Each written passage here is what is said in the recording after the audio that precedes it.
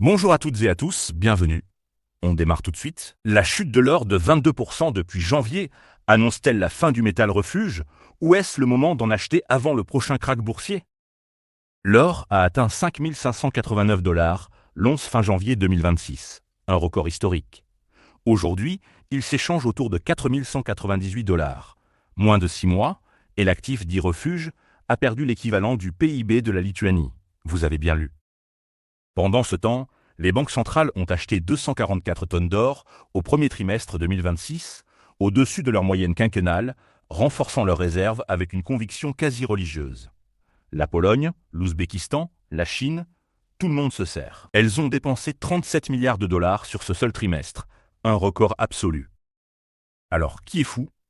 Le marché qui liquide frénétiquement ou les États qui accumulent comme si le dollar était devenu du papier toilette de luxe? C'est la question qui devrait empêcher tout investisseur francophone de dormir cette semaine. Parce que derrière cette déconnexion apparente se cache un mécanisme que personne ne vous explique clairement. Et à la fin de cette vidéo, vous saurez exactement ce qui se passe. Et quoi faire? L'or ne chute pas dans le vide. Il chute parce que le monde a changé en 72 heures. Le 14 juin 2026, les États-Unis et l'Iran ont conclu un accord pour mettre fin aux hostilités et rouvrir le détroit d'Ormuz. Le détroit par lequel transite un cinquième du pétrole mondial était fermé depuis fin février. Le pétrole américain a chuté de plus de 4,5% à 80 dollars le baril, son plus bas niveau en 3 mois. Pourquoi ça compte pour l'or? Parce que le conflit iranien avait fait exploser l'inflation. L'indice des prix à la consommation de base est passé de 3,0% en décembre 2025 à 3,3% en avril 2026, avec des futurs WTI qui avaient grimpé de 57 dollars en janvier à un pic de 113 dollars en avril. L'or avait bénéficié de cette panique.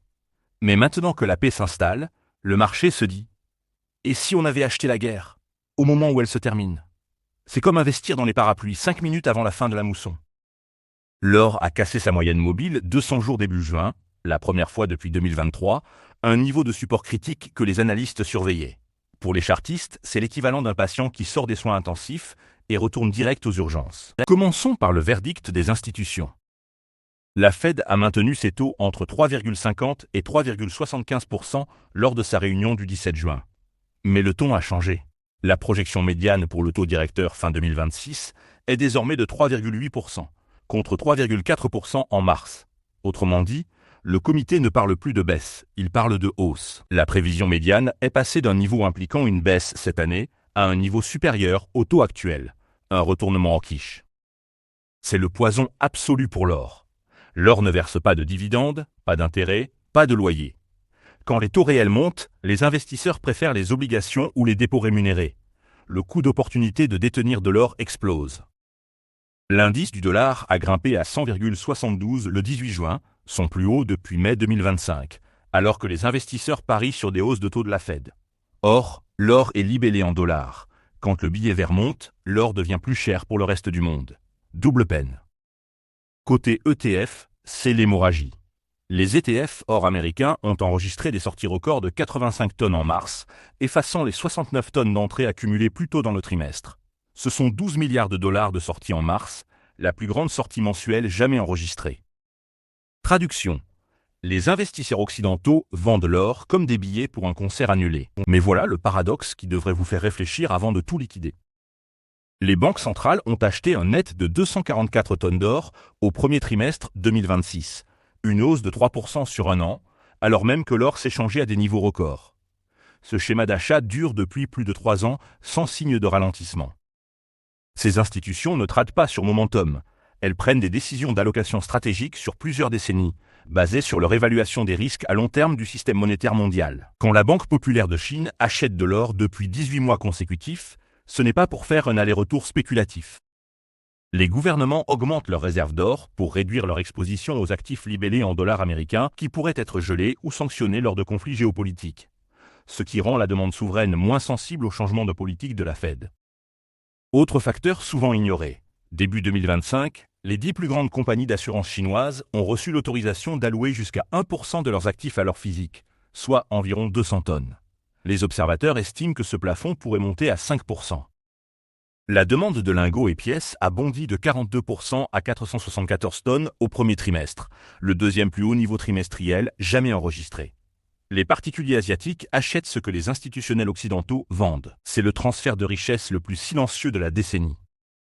Goldman Sachs maintient un objectif de 5 400 $ l'once fin 2026 et JP Morgan évoque une fourchette de 6 000 à 6 300 $. Des prévisions faites après la chute de mars. Maintenant, soyons honnêtes sur les dangers.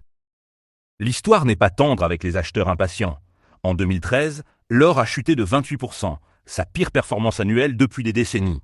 Le métal a continué à baisser alors que la Fed relevait ses taux pour la première fois en près d'une décennie, que le dollar se renforçait et que les marchés actions s'envolaient. Après avoir touché 1 825 $ en août 2011, l'or a mis près de 9 ans à dépasser définitivement ce sommet. 9 ans. C'est le temps d'avoir un enfant qui entre au collège.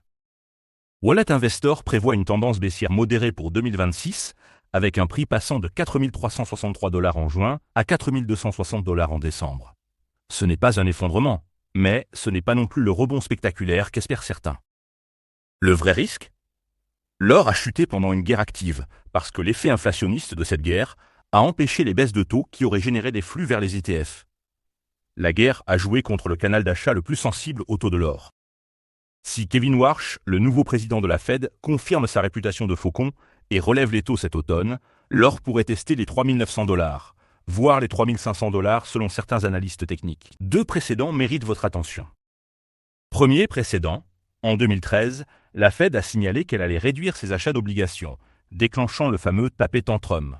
La hausse de 1 point de pourcentage des rendements réels des TIPS à 10 ans a coïncidé avec le krach de l'or au deuxième trimestre 2013.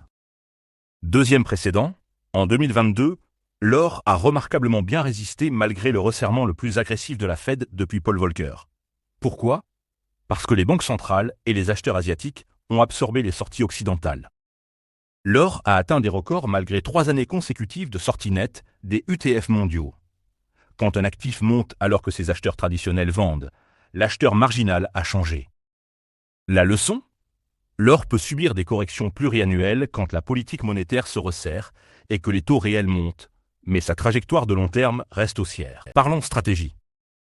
L'or a sous-performé significativement entre 2012 et 2018, une période de 6 ans pendant laquelle la thèse de la dépréciation structurelle était tout aussi valide. Un investisseur entré au pic de 2011 n'a retrouvé ce niveau qu'en 2020. 9 ans de patience requise. Pour l'investisseur francophone, plusieurs options. Premièrement, l'or physique reste une assurance patrimoniale. En euros, l'once se négocie autour de 3 727 €, ce qui atténue partiellement la baisse en dollars si l'euro faiblit. Deuxièmement, les obligations indexées sur l'inflation européenne offrent désormais un rendement réel positif, chose impensable il y a 2 ans. Le coût d'opportunité de détenir de l'or a augmenté avec la force du dollar, les taux plus élevés et les anticipations révisées sur la trajectoire des taux américains. Troisièmement, ne confondez pas timing et allocation. Une position de 5 à 10% en or dans un portefeuille diversifié n'est pas un pari directionnel, c'est une police d'assurance. Et on n'annule pas son assurance incendie parce qu'il n'a pas plu depuis 3 mois. L'or à moins 22% n'est ni la fin du métal refuge, ni le signal d'achat du siècle. C'est le résultat mécanique de 3 forces. Un dollar qui se renforce, des taux réels qui montent, et une paix inattendue au Moyen-Orient qui retire le premium géopolitique. Les investisseurs occidentaux vendent parce que leurs modèles leur disent de vendre. Les banques centrales achètent parce que leurs modèles sont calibrés sur des décennies, pas sur des trimestres. Mon avis tranché. Si vous n'avez pas d'or, cette correction offre un point d'entrée plus raisonnable qu'en janvier. Si vous en avez déjà entre 5 et 10% de votre portefeuille, ne touchez à rien. Vous avez une assurance qui vaut moins cher cette semaine, pas une assurance devenue inutile. Si vous dépassez 15 ou 20%, prenez des profits partiels et diversifiez vers des actifs générateurs de revenus.